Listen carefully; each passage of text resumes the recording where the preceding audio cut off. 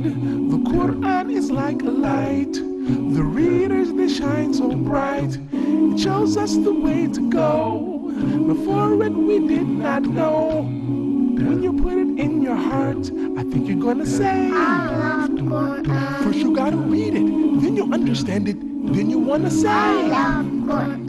when you understand it, then you gotta do it, then you wanna say, I love Qur'an. Bismillah ar-Rahman ar-Rahim. Assalamu alaikum wa rahmatullahi wa barakatuh. Dear viewers, welcome to the 6th episode of our program Qur'an for Kids. Allah subhanahu wa ta'ala said, إِنَّ هَذَا الْقُرْآنَ يَهْدِي لِلَّتِي هِيَ أَقْوَمْ. Indeed, this Qur'an guides for which is the best, the straight way to Allah subhanahu wa ta'ala. It guides us to everything good in this life and also to the best of al-akhirah, of the hereafter. May Allah subhanahu wa ta'ala give us the best of this dunya and the best of the akhirah. Allahumma ameen. Before I start this halaqah, I need to give one more tip for as far as the hifz. Some parents might ask, what is the best way to get my children to memorize Qur'an, to learn Qur'an, to be attached to the Qur'an? And before we talked about this a little bit, and we continue inshallah for a little bit before we start our halaqah.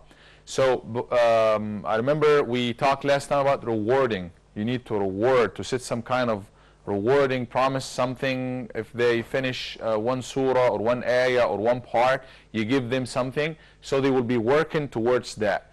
And if they achieve good, you will be rewarding them. We were talking about competition as well, Abdul Aziz, right? If you have some Qur'an competitions, if you're working in, this environment of competing, وَفِي ذَلِكَ فَلْيَتَنَافَسِ الْمُتَنَافِسُونَ, as Allah said in Surah Al-Mutaffifin, in this arena let the competitors compete, arena of goodness, arena of Qur'an, being it Qur'an or fasting or anything good, right?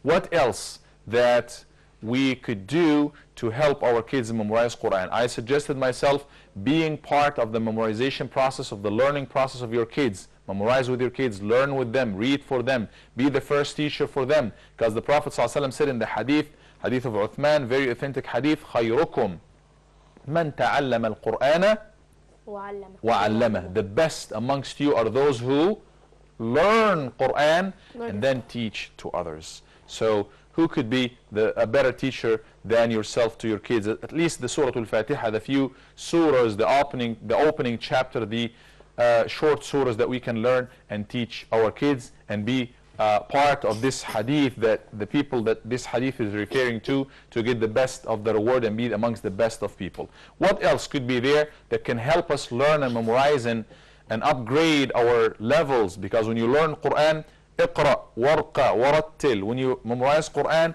you will hear this in the hereafter, as the Prophet ﷺ said in the hadith, the people of Qur'an, Allah subhanahu wa ta'ala or somebody will be telling them, read in the day of judgment, read and go up, elevate in grades, warattil, and read as you used to read in a dunya. You remember, you used to do this surah, and you used to do Surah Al-Qiyamah, or Surah Yunus, or Surah Al-An'am, or the surah that we will start from today, and Muhammad is working on it, or Surah Al-Takwir, the surah of Ahmad Isam, or any other surah.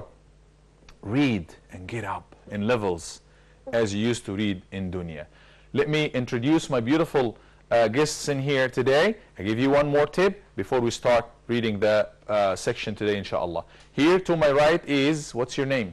Ahmad Isam. Ahmad Isam. And Ahmad Isam is in which grade again? What grade? Grade 1. Grade 1, going to grade 2, right? Going to the second grade. And right next to him is? Ullal Dabour. Ullal Dabour. And you're getting to second grade or third?